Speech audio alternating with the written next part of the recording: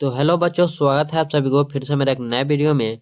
तो बच्चों, यहाँ पर हम लोग देखने वाले हैं क्लास 12th का जो ऑफिशियल आपका मॉडल पेपर है केमिस्ट्री का, उसका पूरा अच्छे तरीके से हम लोग सोल्यूशन देखने वाले हैं। तो बच्चों, ये वीडियो थोड़ा सा आने में लेट हो गया क्योंकि यहाँ पर तबीयत जो है मेरा थोड़ा सा खराब है, और मेरे घर के पास भी थोड़ा सा पूजा वूजा चल रहा है। तो वहाँ पर जो है आवाज़ बहुत सारा लाउड स्पीकर में वहाँ पर गाना बज रहा है, या फिर बहुत सारे जो भजन होते हैं वो हो रहे हैं। तो इसके वजह से जैसे ही वहाँ पर गाना बंद हुआ है, मैं इस वीडियो को बनाने के लिए आया हूँ। तो चलिए एक एक क्वेश्चन को देखते चलेंगे और सभी क्वेश्चनों को हम लोग समझते चलेंगे। बच्चों देखिए, फर्स्ट नंबर क्वेश्चन पर हम लोग चलते हैं।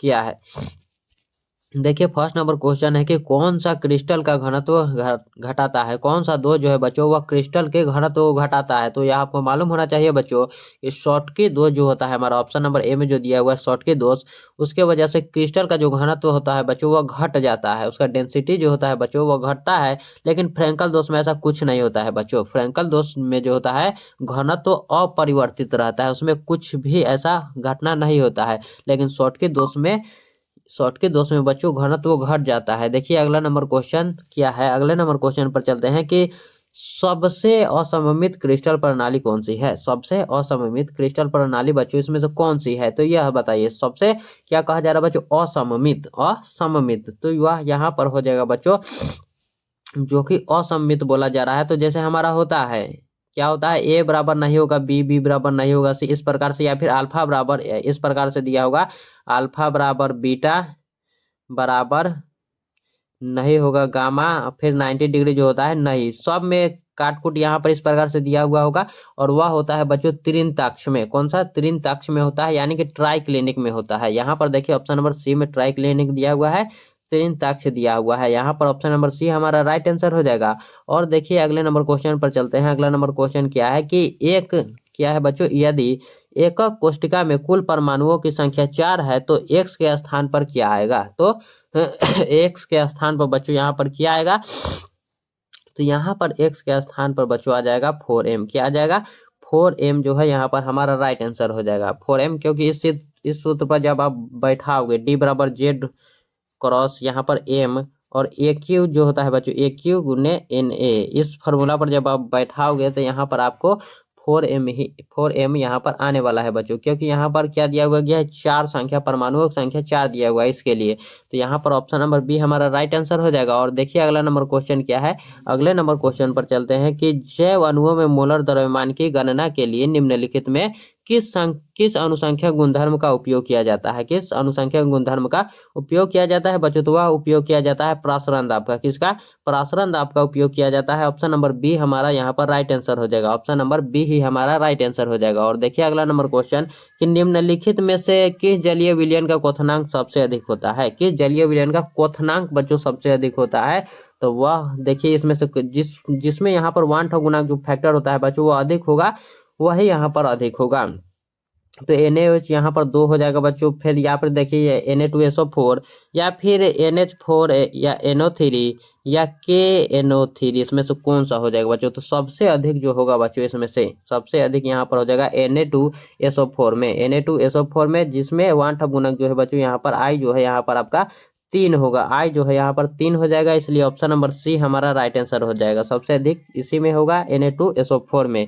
और देखते हैं अगला नंबर क्वेश्चन क्या है कि निम्नलिखित में से कौन से KCl, NaCl और K2SO4 के लिए क्रमशः वन ठप गुणांक के लिए मान है। कौन वन ठप गुणांक के लिए यहाँ पर मान है बच्चों, तो यह हो जाएगा यहाँ पर, देखिए यहाँ पर हो जाएगा 2,2,3। कौन हो जाएगा, 2,2,3। इसे जब आप सॉल्व कीजिएगा, देखिए यहाँ पर इसका भी 2 आएगा, इसका भी 2 आएगा और इसका 3 आएगा। इसे आप समझिए, इसका जब आप वन ठप गुणा KCl का निकालेंगे तो यह 2 आएगा, NaCl का भी आप जब निकालिएगा तो 2 आएगा, और K2SO4 का निकालिएगा आप तो यहाँ पर 3 आ जाएगा बच्चों। इसके लिए यहाँ पर क्रम के अनुसार लिखना है 2, 2, और 3। ऑप्शन नंबर बी यहाँ पर हमारा राइट आंसर हो जाएगा।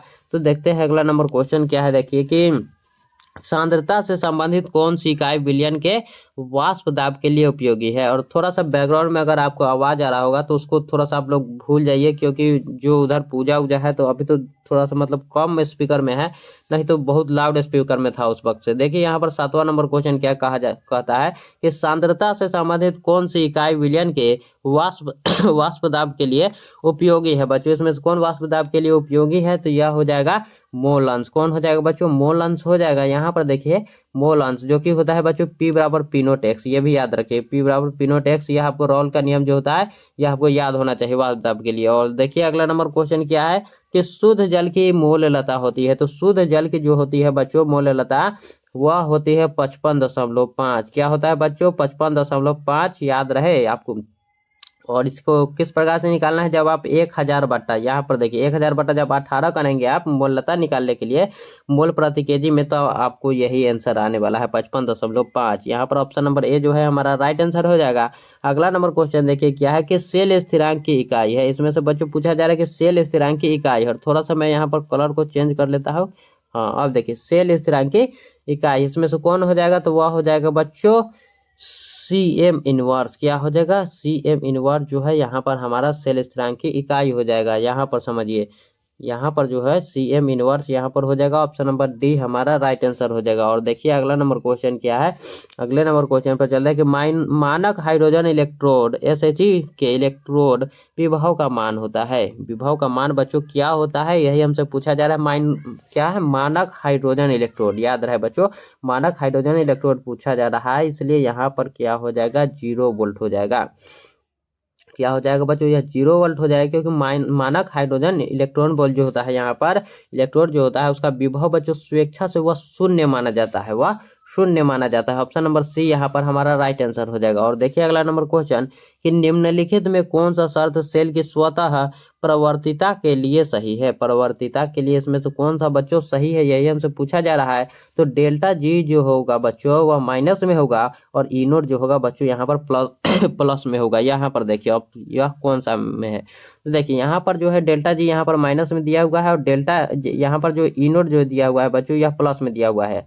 और यहाँ पर जो ऐसा है ही नहीं, यहाँ पर प्लस दे दिया है, यहाँ पर 0 दे दिया है, तो यहाँ पर जो है ऑप्शन नंबर ए ही हमारा राइट आंसर हो जाएगा। देखिए अगला नंबर क्वेश्चन पर चलते हैं कि 1 मोल इलेक्ट्रॉन पर कितना आवेश होता है। एक क्या बोला जा रहा है बच्चों, यहाँ पर देखिए कि 1 मोल इलेक्ट्रॉन पर कितना आवेश होता है। 1 मोल इलेक्ट्रॉन पर, तो 1 मोल इलेक्ट्रॉन पर बच्चों कितना आवेश होता है, यही हमसे पूछा जा रहा है। तो वह हो जाएगा 9.65 गुने 10 के पावर 4 कूलाम। 9.65 गुने 10 के पावर 4 कूलाम यहाँ पर हमारा हो जाएगा। आगे बढ़िए, अगला नंबर क्वेश्चन क्या है कि निम्नलिखित में से कौन सी शून्य कोटि की अभिक्रिया है। इसमें से कौन है बच्चों जो कि शून्य कोटि की अभिक्रिया है, और शून्य कोटि की अभिक्रिया इसमें से कौन हो जाएगा, तो वह हो जाएगा बच्चों अमोनिया का अपघटन। क्या हो जाएगा, NH3 का अपघटन। यहाँ पर हमारा ऑप्शन नंबर बी हमारा राइट आंसर हो जाएगा। अगले नंबर क्वेश्चन पर बढ़ते हैं, क्या है कि उत्प्रेरक किस तरह का परिवर्तन लाता है। उत्प्रेरक जो है बच्चों वह किस तरह का परिवर्तन लाता है बच्चों, तो वह लाता है सक्रियण ऊर्जा का। यहाँ पर दिया हुआ है अभिक्रिया की गिब्स ऊर्जा, यहाँ पर अभिक्रिया की एंथैल्पी, यहाँ पर देखिए दिया हुआ है अभिक्रिया की सक्रियण ऊर्जा। अभिक्रिया की सक्रियण ऊर्जा यानी कि एक्टिवेशन एनर्जी के बारे में यहाँ पर बात किया जा रहा है। ऑप्शन नंबर सी जो है हमारा राइट आंसर हो जाएगा। अगला नंबर क्वेश्चन देखिए कि शून्य कोटि की अभिक्रिया के दर, शून्य कोटि की अभिक्रिया के लिए बच्चों दर स्थिरांक की इकाई इसमें से कौन सा होगा। तो शून्य कोटि पूछा जा रहा है, इसलिए हो जाएगा mole litre inverse second inverse. Mole हो जाएगा बच्चों मोल। यहाँ पर देखिए मोल, यहाँ पर देखिए ऑप्शन नंबर ए में ही दिया हुआ है मोल लीटर इनवर्स, और मोल लीटर इनवर्स सेकेंड इनवर्स, याद रहे यही हमारा होगा।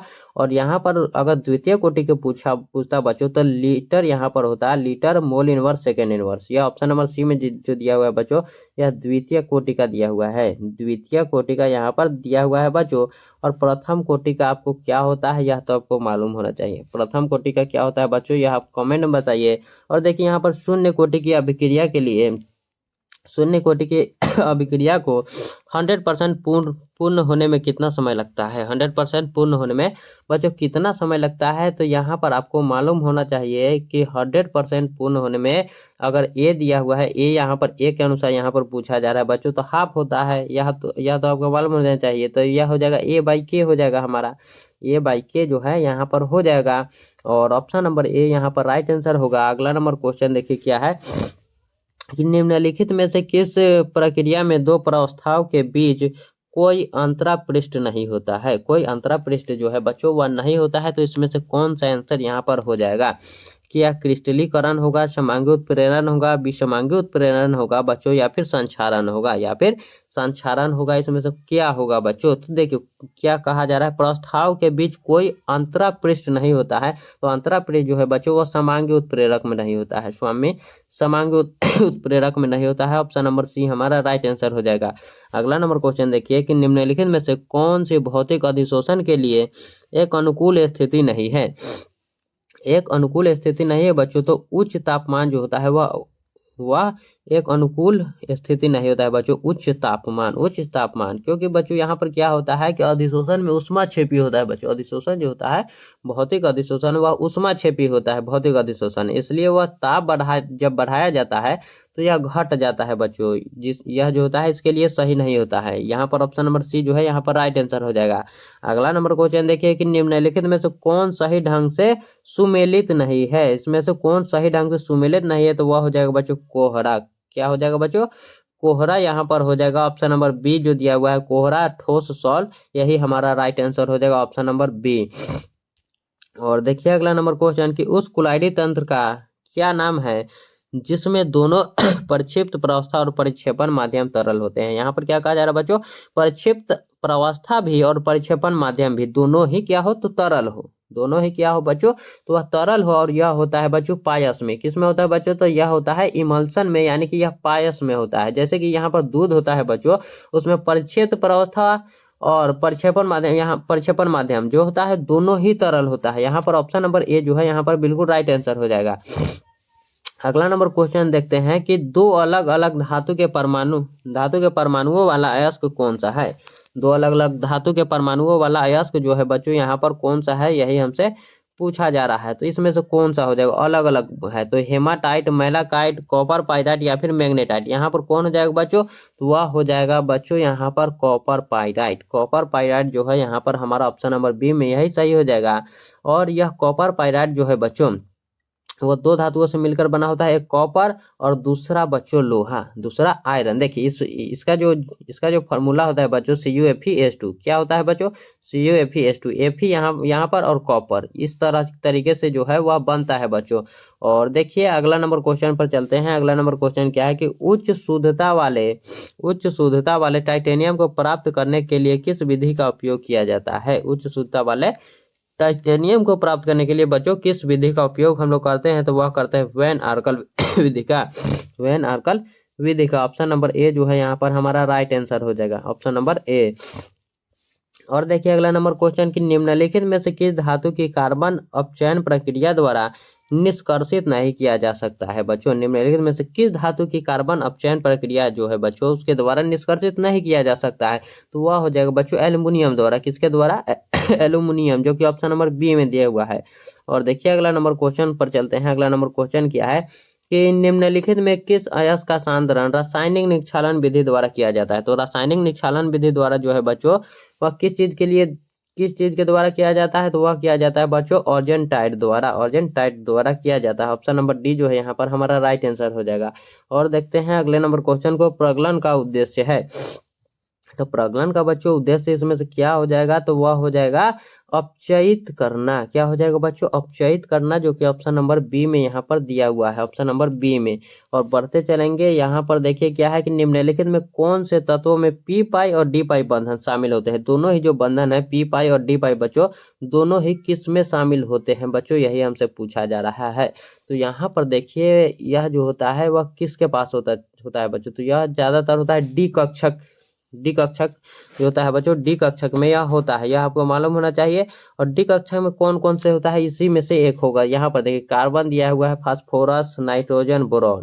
Carbon, phosphorus, nitrogen, boron. तो यहाँ पर हमारा हो जाएगा बच्चों फास्फोरस जो है यहाँ पर हमारा राइट आंसर हो जाएगा। फास्फोरस जो है यहाँ पर हमारा राइट आंसर हो जाएगा, यहाँ पर ऑप्शन नंबर सी। और देखिए अगला नंबर क्वेश्चन क्या है कि H3PO2 की क्या है क्षारकता? क्या है क्षारकता? यहाँ पर पूछा जा रहा है H3PO2 की क्षारकता यहाँ पर पूछा जा रहा है बच्चों, जो कि क्या हो जाएगा। तो यहाँ पर देखिए जो भी आपके लास्ट में यहाँ पर लिखा हुआ है, जैसे यहाँ पर H3PO2 लिखा हुआ है, 2 लिखा हुआ है तो उसमें से आपको 1 घटा देना है। यहाँ पर 3 लिखा हुआ होता तो आप 1 घटाते तो 2 आता, लेकिन यहाँ पर 2 लिखा हुआ है तो 1 घटा दीजिए तो यहाँ पर 1 आ जाएगा बच्चों, 1 आ जाएगा। ऑप्शन नंबर ए हमारा राइट आंसर हो जाएगा। अगला नंबर क्वेश्चन देखिए क्या है कि निम्नलिखित में सबसे अधिक क्षारीय कौन है। इसमें से सबसे अधिक बच्चों क्षारीय कौन है, तो वह हो जाएगा कौन, तो वह हो जाएगा इसमें से, देखिए पहले क्वेश्चन को समझिए। यहाँ पर क्षारीय पूछा जा रहा है तो वह होगा यहाँ पर अमोनिया। क्या हो जाएगा, अमोनिया हो जाएगा। यहाँ पर देखिए PH3 जो है यह नहीं होगा, ये सब नहीं होगा, यहाँ पर जो हो जाएगा बच्चों अमोनिया हो जाएगा। ऑप्शन नंबर सी हमारा राइट आंसर हो जाएगा।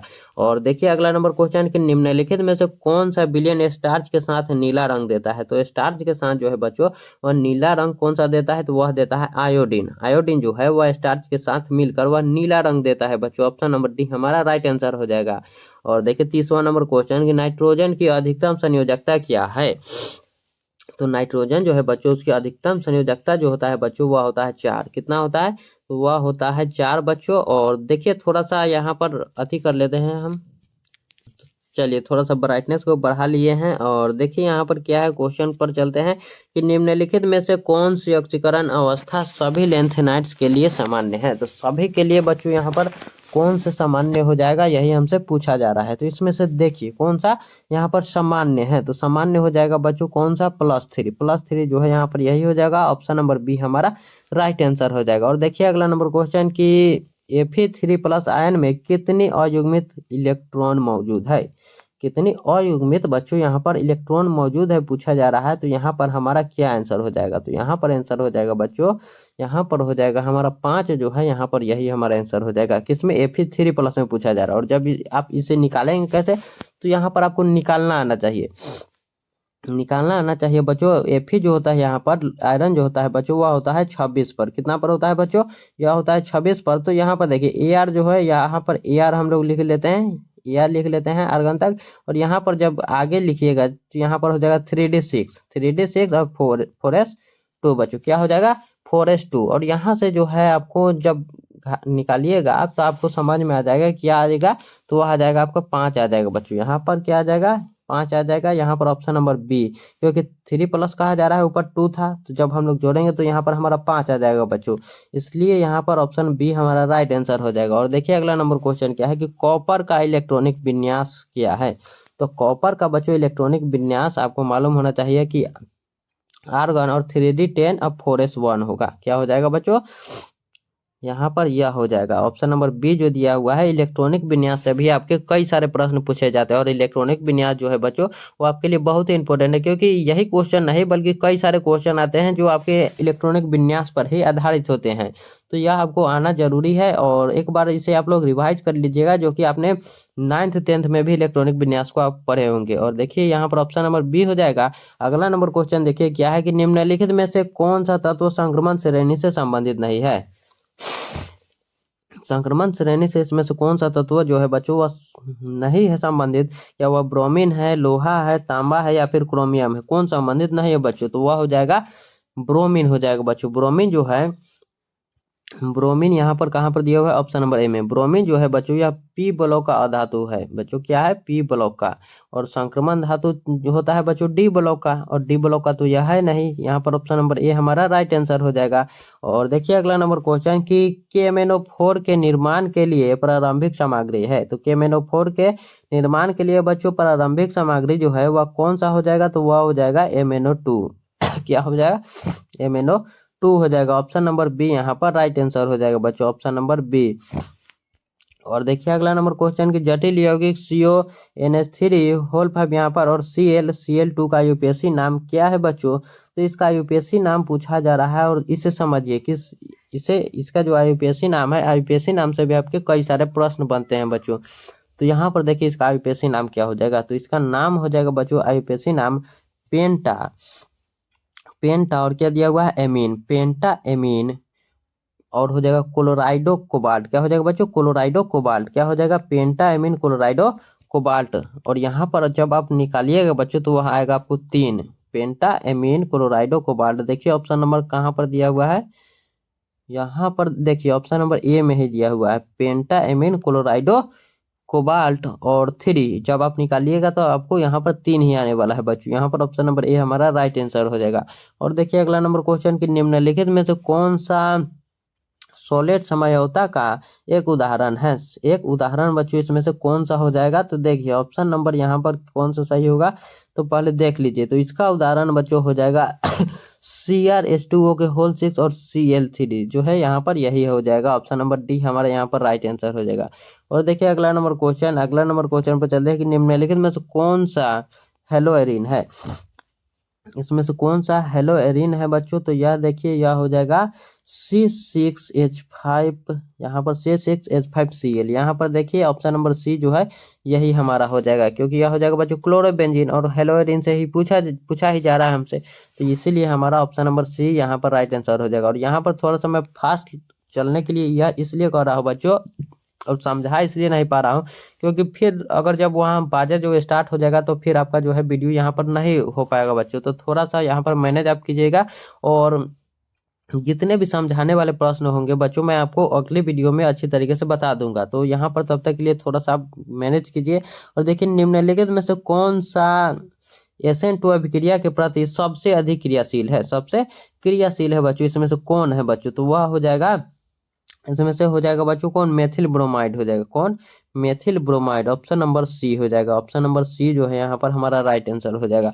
और देखिए 40वां नंबर क्वेश्चन है कि एल्कोहल से एल्काइल हाइलाइड बनाने के लिए निम्नलिखित में से किसका उपयोग नहीं किया जाता है। तो इसमें से किसका उपयोग जो है बच्चों वह नहीं किया जाता है, तो यहाँ पर देखिए हाँ यहाँ पर ऑप्शन नंबर ए में ही दिया हुआ है। यहाँ पर 1 नहीं होगा बच्चों, यहाँ पर होगा Cl, यानी कि Cl होगा, Cl2 होगा बच्चों, Cl2। यहाँ पर थोड़ा सा मिस्टेक हो गया है, टाइपिंग मिस्टेक है यार।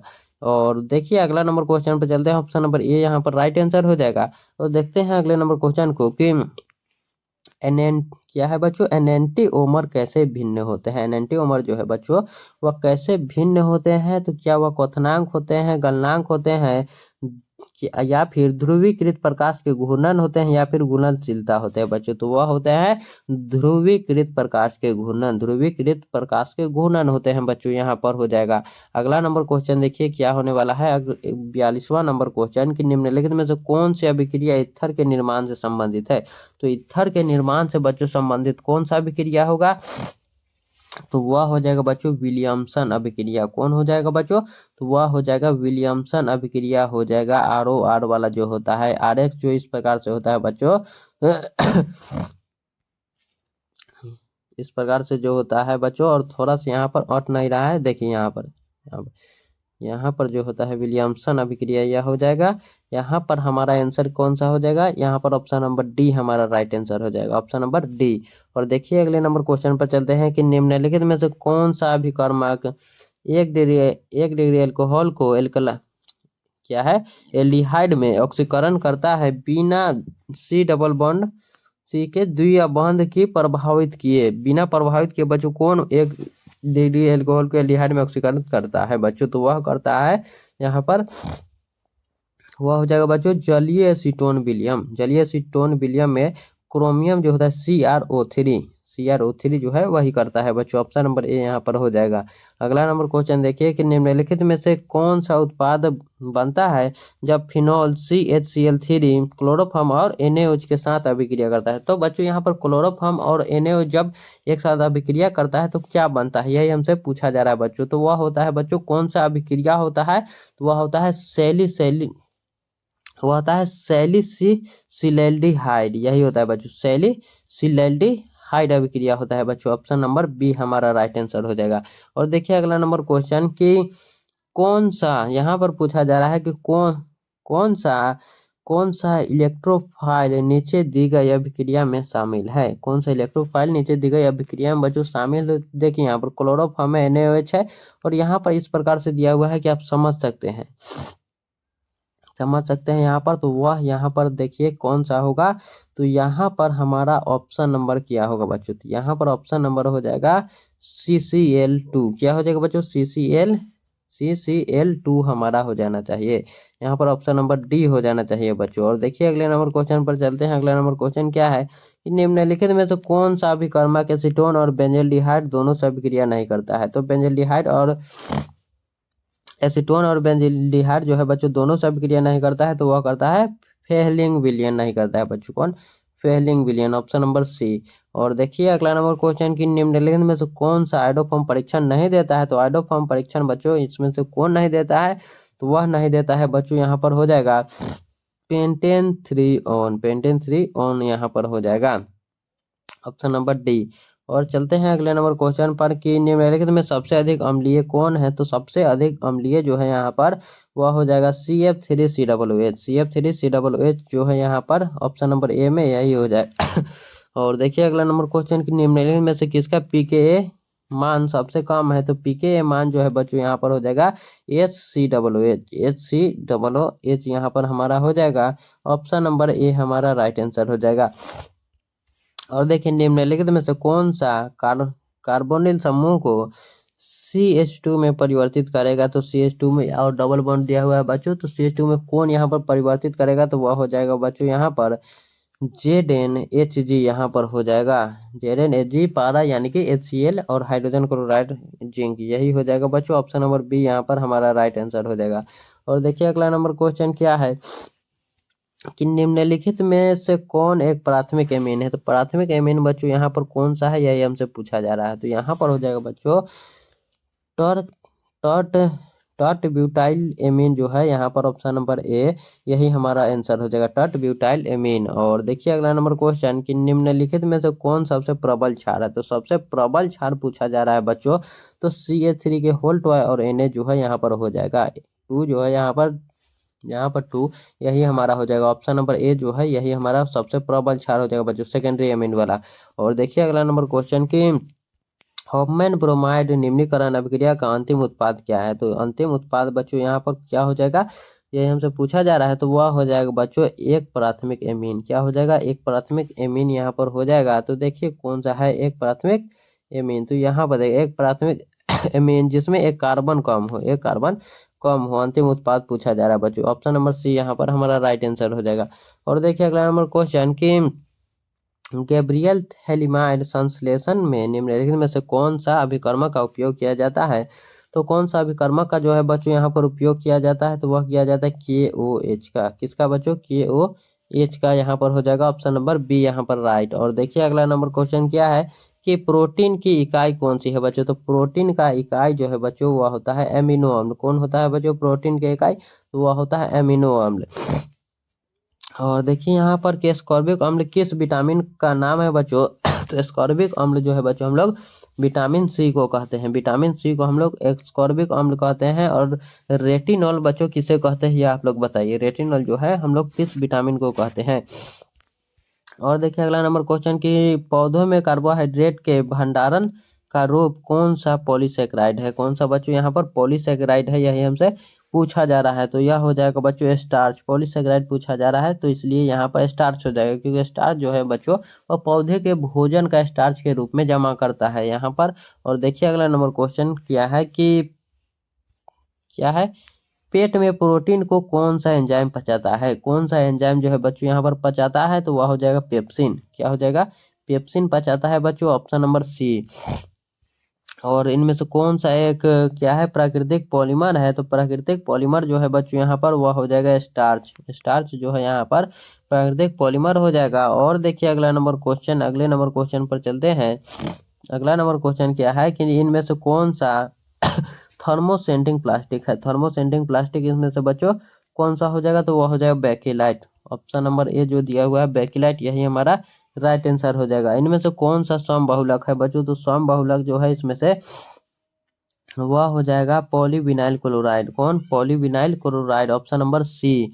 और बढ़ते चलते हैं, थोड़ा सा स्पीड बनाए रखेंगे हम लोग कि इनमें से कौन सा इलास्टोमर है बच्चों, तो इलास्टोमर जो है इसमें से कौन सा है यही हमसे पूछा जा रहा है, तो ब्यूना एन जो है बच्चों यही हमारा आंसर हो जाएगा इलास्टोमर है। ब्यूना एन एक प्रकार का संश्लेषित रबर होता है बच्चों, ये भी आप याद रखिएगा। और देखिए यहाँ पर कि इनमें से कौन सा प्राकृतिक मिठान प्रदान करने वाला पदार्थ है, मिठान प्रदान करने वाला बच्चों पदार्थ है पूछा जा रहा है, तो यहाँ पर क्या हो जाएगा देखिए यहाँ पर हो जाएगा बच्चों एस्पार्टेम, क्या हो जाएगा मिठास प्रदान करने वाला एस्पार्टेम हो जाएगा। ऑप्शन नंबर बी हमारा राइट आंसर हो जाएगा। और देखिए अगला नंबर क्वेश्चन कि दर्द कम करने के लिए कौन सी दवाई का प्रयोग की जाती है। तो दर्द कम करने के लिए हम लोग एनाल्जेसिक का उपयोग करते हैं यानी कि पीड़ाहारी का उपयोग करते हैं हम लोग एनाल्जेसिक का। देखिए एनाल्जेसिक जो है ऑप्शन नंबर ए में दिया हुआ है, इसलिए ऑप्शन नंबर ए हमारा राइट आंसर हो जाएगा।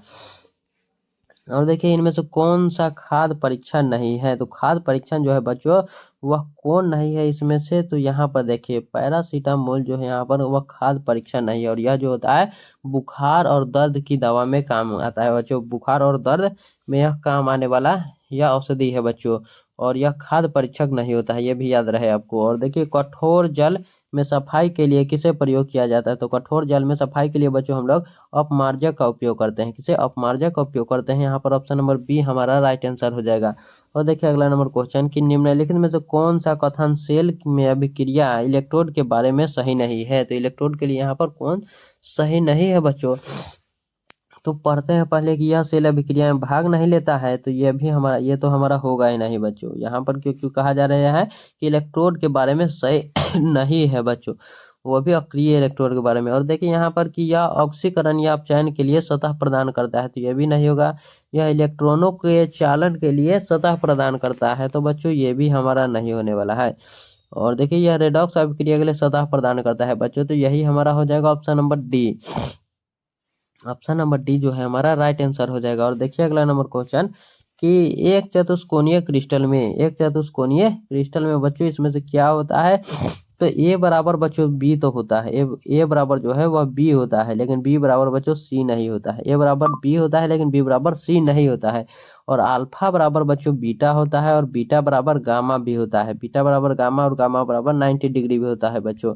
तो यह देखिए यह कहाँ पे दिया हुआ है, यह आपको मिलाना है कि यह कहाँ पर दिया हुआ है। तो यह दिया हुआ है बच्चों ऑप्शन नंबर बी में। देखिए ए बराबर बी है लेकिन बी बराबर सी नहीं है। और अल्फा बराबर बीटा, बीटा बराबर गामा और गामा बराबर 90 डिग्री दिया हुआ है। ऑप्शन नंबर बी यहाँ पर राइट आंसर हो जाएगा। और देखिए अगला नंबर क्वेश्चन कि निम्नलिखित में से कौन सा एक आदर्श विलयन के लिए गलत है। आदर्श विलयन के लिए गलत है बच्चों, यहाँ पर कहा जा रहा है आदर्श विलयन के लिए गलत है बोला जा रहा है। तो इसमें से कौन हो जाएगा, डेल्टा जी मिक्स जो है बच्चों वह गलत हो जाएगा। डेल्टा जी मिक्स जो यहाँ पर दिया हुआ है। और यह एच मिक्स होता है बच्चों। डेल्टा एच मिक्स भी 0 होता है, वी मिक्स भी 0 होता है बच्चों। और ये भी राउट के नियम का यहाँ पर पालन करता है, इसलिए ये भी सही होता है। लेकिन यहाँ पर डेल्टा जी मिक्स जो दिया हुआ है 0 बराबर, तो यह हमारा सही नहीं होता है बच्चों। ऑप्शन नंबर डी हमारा राइट आंसर होगा। और कभी कभी पूछता है बच्चों कौन सही है, वहां पर एच मिक्स 0 दिया हुआ होता है, याद रखिएगा। और देखिए यहाँ पर कि निम्नलिखित में कौन सा ग्राफ प्रथम कोटि की अभिक्रिया के लिए सही है। इसमें से कौन सा ग्राफ है बच्चों जो प्रथम कोटि की अभिक्रिया के लिए सही हो। तो प्रथम कोटि की अभिक्रिया के लिए यहाँ पर देखिए कौन सा सही हो जाएगा, कौन सा यहाँ पर सही हो जाएगा। तो ऑप्शन नंबर ए में जो दिया हुआ है, ऑप्शन नंबर ए में यही हमारा प्रथम कोटि अभिक्रिया के लिए सही हो जाएगा बच्चों। और चलिए फिर मिलते हैं हम लोग अगले वीडियो में, तब तक के लिए धन्यवाद। और ऑब्जेक्टिव तो हमारा 70 ही था, तो आप लोग बताइए कमेंट में कि 70 में आपका कितना सही हुआ बच्चों। तो चलिए फिर मिलेंगे अगले वीडियो में, तब तक के लिए धन्यवाद।